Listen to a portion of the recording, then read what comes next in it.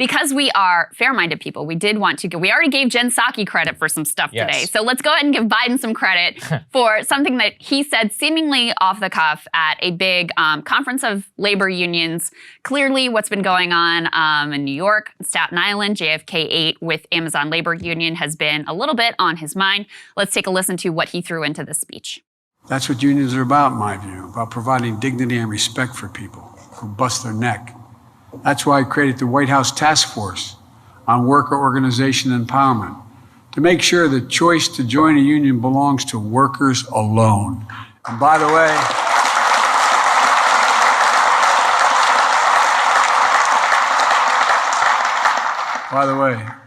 Amazon, here we come. Watch. So I saw that and was like, okay, Joe Biden, you're a little bit late to the fight, but that's all right. You know, throwing your weight behind encouraging the Amazon workers and putting the weight of the presidency behind it. I'm all for it. Bernie tweeted it out to sort of like amen it. I was like, all right, that's decent. I'll take it. There are a million things you could have done to make this fight easier. You've completely abandoned the PRO Act. You haven't used your executive power to do all the things that you said you would on unions, but at least you're saying the right things about the Amazon labor union. But it wasn't even one day, just a couple of hours later, Jen Psaki at the podium gets asked about Biden's comments, and here's what happened. Can I ask, President Biden today told union members, Amazon, here we come. Was he endorsing the efforts of workers to unionize Amazon facilities?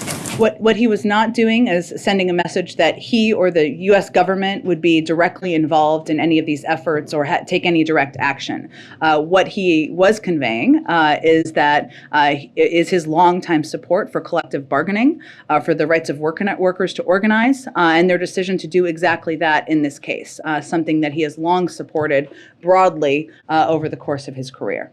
That he really is like, the government's going to do anything. And I know what they're thinking, but you could very easily answer this question without having to create all this distance between Biden and the fact, look, the government is supposed to encourage unionization and collective bargaining. Like, that is written into the law. So the idea of him just saying something positive about the Amazon labor union should not be all that controversial. Yeah, I couldn't understand that. And perhaps it would make more sense if we included this little tidbit. Let's put this up there on the screen. You might remember Jay Carney, Biden's top aide, former White House press secretary, is now currently the global head of communications at Amazon.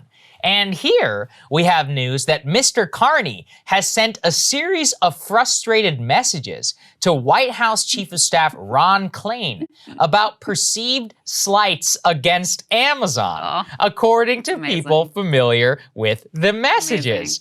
Now, that's a little bit of a problem and obviously a massive conflict of interest to have your former top aide there be in charge of literal comms at Amazon and Bezos's number 2 with the direct line to the White House Chief of Staff. And perhaps, Krystal, it is informing some of their both-siderism strategy whenever it comes to this. Well, it also, harkens back to the block we just did on Obama and the real legacy of the Obama era, that Jay Carney was such a trusted and high-level aide and then could walk right over to Amazon and be such a truly nefarious and malign influence.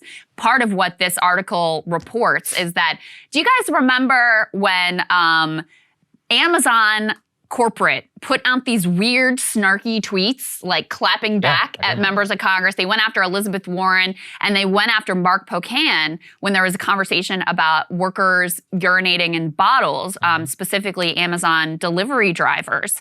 And remember, they put out that snarky tweet that was like, you don't really believe the peeing in bottles thing, do you? And of course, that led to Ken Klippenstein and other reporters being like, here's literally the evidence. Here's literally a memo from internally at Amazon proving that you know that this is happening and that you understand that it's a problem.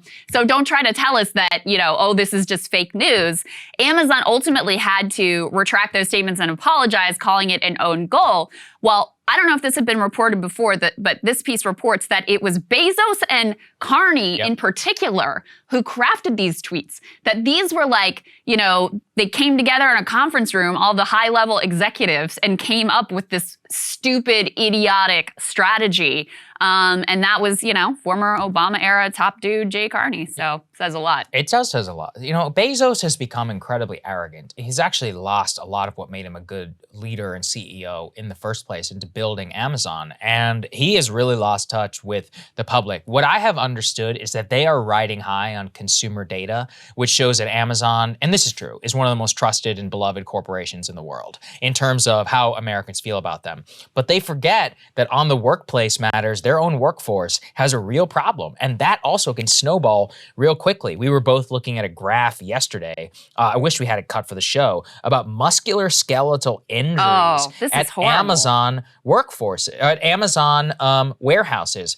Musculoskeletal injuries per 10,000 full-time employees is almost five-fold more at an Amazon warehouse than a non-Amazon warehouse, and I think eightfold more than a normal private business. This is a per rate of 10,000 full-time employees. Perhaps we'll do a broader thing on this in a later show. But that's crazy. By the way, the injury rates at the other warehouses are really high. If you just think about them in the absolute, and then you look at Amazon and it's just multiple times higher. So out of 10,000 workers, somewhere between 1,000 and 1,200 of them, so 1 in 10 is suffering a musculoskeletal injury. Like, that is extraordinary.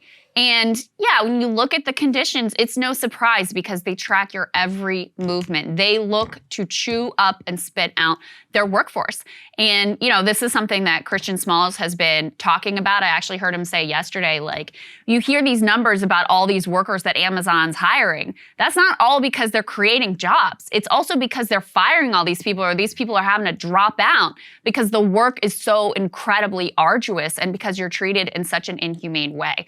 I would just say to Bezos, to your point about his arrogance, the president of Amazon Labor Union, Chris Smalls, he is doing a very effective job of not only advocating for his workers, but really shifting the mindset of what a job is supposed to be. I think his most powerful message is when he says, no, we're not quitting our jobs anymore. We're going to organize. In other words, it's not enough freedom to say, I'm going to leave this crappy job and go to another crappy job. No, I'm staying right here and I'm going to be a part of determining what the conditions of my employment actually are. You're going to have to deal with me and you're going to have to deal with my workers, and we're going to make this into a good job, not go on to the next crappy job and the next crappy job and the next crappy job. And to show you what an effective job he is doing at sort of winning the culture, it's like a culture war kind of a thing. Not only did Jimmy Kimmel cover him favorably, we've seen him treated fairly on CNBC, on MSNBC, on sort of mainstream news networks, and even what was actually quite a good interview here on TMZ. Take a look. What is it you think, Chris, that scares Amazon the most about you organizing this union? What is the one thing that they oppose the most, that you're going to have the toughest battle with them? Well, Amazon has a system that's been implemented for the last 28 years that hires and fires people all the time. When you hear about them hiring 150,000 people, it's not because they're creating jobs. It's because they fired 150,000 people and they need to replace these people. So once again, forming a union is going to provide a system that benefits the worker at the bottom. Jeff Bezos made $88 billion during the course of the pandemic. He just went to space and came back and thanked us for paying for that. He bought a $500 million yacht. That's off the expense of our labor. So we deserve a lot more. We're deemed essential workers. Our value is a lot more. And I think everybody's realized that throughout the course of the pandemic. And this is just a way to fight back and collect the bargain. You've unionized a local. Is it your intention to go beyond that and go around the country and do the same thing? Yeah, absolutely. We got a second election coming up in 3 weeks right here in New York that we're hopefully going to be successful for. But I can tell you, since we won on Friday, April 1st, we've been contacted from over 50 buildings nationwide. And also, we got several buildings overseas that reached out to us. India, South Africa, Canada. They're all interested in forming the ALU chapter. So this is just the beginning. That's right. He goes on at the end there. They're trying to wrap up, and he makes sure to make a point and say, listen, celebrities, we're there for you. You ought to be backing up workers in your hometown. So, how can you argue with that? It's very hard to dispute what he's saying there. I think there's going to be a lot to change here, and what people should also remember is, what did Amazon just do in Hollywood? Well, they just bought a major studio. So we are going to see which celebs are really not going to want to tread there? And who are actually going to show up. You know, a lot of progressives out in Hollywood, right? Let's see which ones are the real ones. Yeah, I think the other point he makes there that's really important, that I think is part of why the landscape has changed at Starbucks and at this Amazon warehouse, and even, I mean, we saw a significant shift in the votes down in Bessemer, which is a very hostile landscape to unionizing, is the fact that you did have this language during this the pandemic about essential workers, and they became a lot more visible than they ever had before. You became a lot more aware of how your packages were getting to your doorstep and who was still having to go to work. We didn't really do anything for those people, but there was an awareness created about their value and about the extraordinarily difficult circumstances that they were facing. One of the great weapons of people like Bezos and others who want to treat workers like they're cattle is that they're basically invisible. And so I was thinking about this when we were talking about Daisy Pitkin, who organized laundry workers in Phoenix. I mean, talk about work that, you know, most people will never think about what happens after a hospital sheet or a hotel sheet goes off the bed and goes to be laundered. And so the more that you just are even aware of, and these workers are brought out of the shadows and, you know, their work highlighted and valued, that in and of itself creates a massive change that's very hard for Bezos or anyone else to be able to deal with. So it's pretty interesting to watch in real time. That's right. Cable news is ripping us apart, dividing the country, making it impossible to function as a society, and making it impossible to know just what is true and what is false. But the good news is they are failing and they know it.